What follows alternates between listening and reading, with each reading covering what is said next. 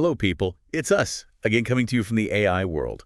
We're diving into some contrasting viewpoints today. All the stuff that has everyone talking, from politics to Gaza to even psychedelic therapy. Yeah, and we're going to just tackle these hot button issues head on, explore both sides. Exactly. And to spice things up, we're going to play a little devil's advocate. One of us will present one side and then the other will counter, just to kind of get you thinking and be curious. Get those assumptions challenged. Let's kick things off with the 2024 election. The early numbers seem to show lower voter turnout than 2020, which is surprising considering what was at stake. I know. I was expecting a record turnout. Maybe people are just over it. Or maybe the media's just been so negative it's turned people off. Yeah, that's possible, but we can't forget about California. They have a ton of voters, and they're still counting. They're so slow, it could really make turnout look lower than it is. 2020 was a huge spike in voting, so maybe this is more normal. Okay, that's true. We'll have to wait and see those final numbers. But speaking of surprises, Yeah. can we talk about Trump's re-election? Why do you think he won? Well, picking J.D. Vance as his VP was smart. Vance is a smart guy, you know. He speaks well, appeals to a lot of voters. Plus, I think people wanted things to go back to normal after Biden. Maybe things were better before. You think people really miss the good old days? I think maybe it was all the media attacks against him, all the negativity actually helped him. It kind of created this us versus them thing that rallied his base. That's interesting. And there's something to that. Glenn Greenwald has been saying how the media and the establishment seem to be working against Trump on purpose. That constant opposition really fires people up. It's like they made him a martyr by accident. People got behind him. Exactly. Now let's switch gears to the media itself. People like Joe Rogan and Tim Pool and Dave Smith, these guys have massive audiences, bigger than a lot of the traditional news. It's amazing how they can bypass the old way of doing things. They connect directly with millions of people and offer perspectives you don't see in the mainstream, which, let's be honest, has lost a lot of trust lately. Yeah, independent media gives you different viewpoints, but you have to be careful. They don't have the same fact-checking or accountability as the bigger news companies. Those companies have problems, but they have ways to make sure things are accurate. True, but you can't deny that the corporate media messed up big time, especially with that Russia hoax and how biased they were against Trump. Remember when CNN kept saying things about Trump and COVID that turned out to be false? No wonder people are looking for other sources. Yeah, some of those companies have lost the trust of a lot of people, but it's not like corporate media has zero power, especially with the older folks who aren't always online. So it's about balance. We got to be critical of all information no matter where it comes from. Yeah. Okay, let's switch to something that's been weighing on me. Gaza. Of course. It's a really tough situation, and you need to understand the history and politics to really get it. I know nuance is important, but it's hard when you see those horrible images coming from Gaza, the killing of civilians, kids even. It's just wrong. We have American doctors there treating toddlers with bullet wounds in their heads. How can you defend that? It's awful, and it's easy to get caught up in the emotion of it, but you have to remember there are many sides to every conflict. Just blaming people without understanding the details won't help us talk about it or find solutions. I understand that, but how can we just sit here and watch this happen? It's not about sitting by. It's about fighting for peace and justice, but in a smart way. We need to be informed and balanced. Yeah, it's a tough one. You have to see the human cost, but also try to understand the bigger picture. Speaking of tough situations, let's talk about our veterans and the mental health crisis. It's true, the suicide rate is really scary. So many of them are dealing with these invisible wounds.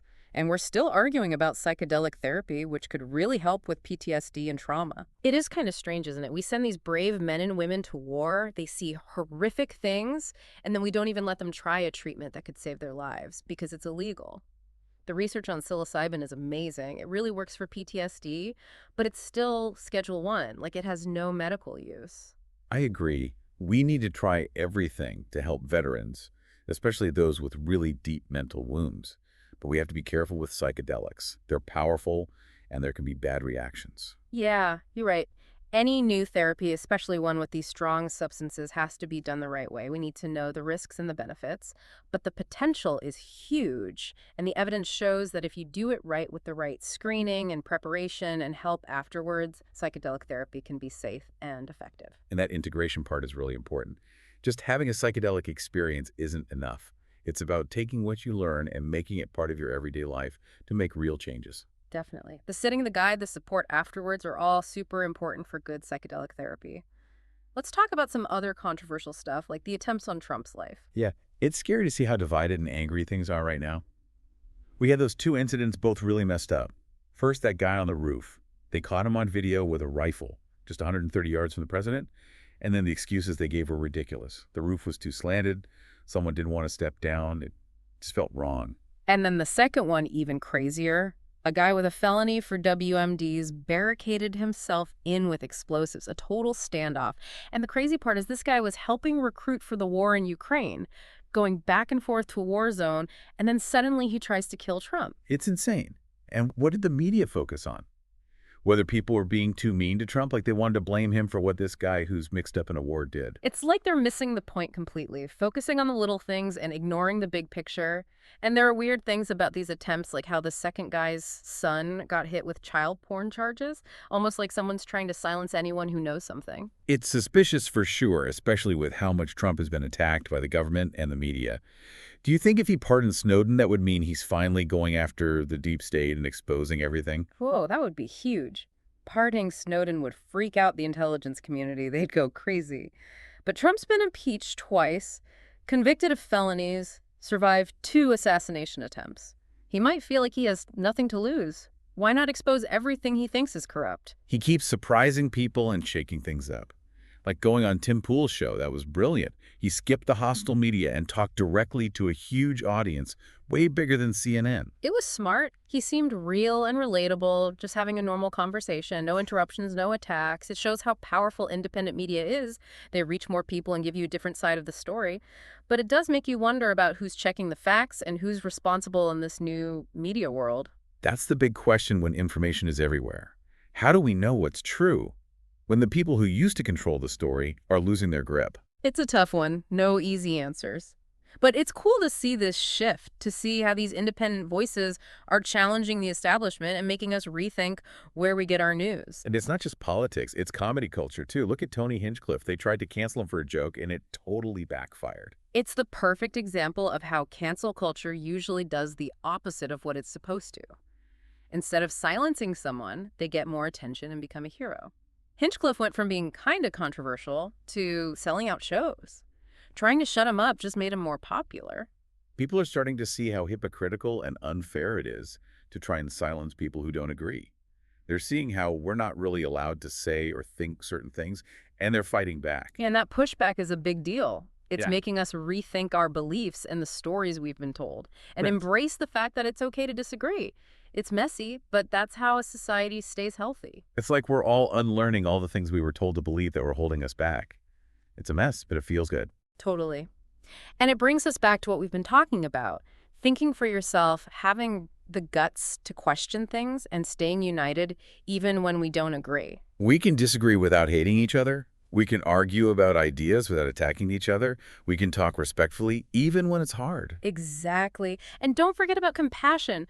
We're all human trying to figure things out together. And sometimes the best way to connect is just to be human, share our stories, and really listen to each other. It's like what we were saying about veterans and psychedelic therapy. These people have seen and done things most of us can't even imagine. They deserve to try anything that could help them heal. It's crazy when you think about it.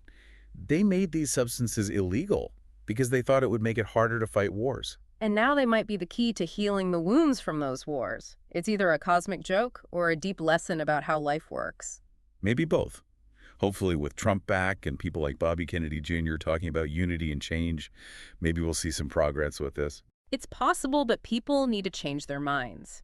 They need to stop being afraid and see the good that can come from these substances that people don't understand. Makes you wonder what else we're missing out on because we're stuck in old ways of thinking and fear. What if these substances are just the beginning? What if they can unlock a whole new level of consciousness and understanding for humanity? Yeah, it's like we're waking up from a dream and shaking off the old ways of seeing things. What if everything we thought we knew was just a tiny part of reality? It's the exciting part and the scary part all at once. Realizing that the stories we've been told might not be the whole story. We got to be willing to question everything and dig deeper, even when it's uncomfortable. It's like jumping into the unknown. But maybe that's what it takes to get out of the old ways of doing things and create something totally new. Maybe that's where psychedelics fit in. We talked about them helping veterans heal from war. What if they can heal society too? We've become so disconnected from nature, from each other, even from ourselves. It's an interesting thought. There's more and more research showing that if you use these substances the right way with the right guidance, they can really change your consciousness, make you more aware, more compassionate, more connected to everything. They give you a peek into a different way of living, a different way of seeing the world and each other. And Right. that can change everything. Help us see past the things that divide us and recognize that we're all human. We're all just different sides of the same thing, reflecting the same light in our own ways. And when we get that, when we Yeah. see that unity, it changes everything. How we see ourselves, how we treat each other, how we see the world. It's like a ripple starting small and spreading out, changing everything it touches. And those ripples can make a real difference. They can make us act differently, make better choices, build a better world. A world where we work together instead of competing against each other, where we care about each other and choose love over fear. Sometimes it feels impossible, though. It might feel far away, but it's closer than we think. It starts with each of us, with the choices we make every day, how we treat ourselves and others, how we live in the world. It's about knowing we have the power to make things better, even when everything's crazy and uncertain. And that's a good thing to remember, especially now. There's hope even when things are falling apart.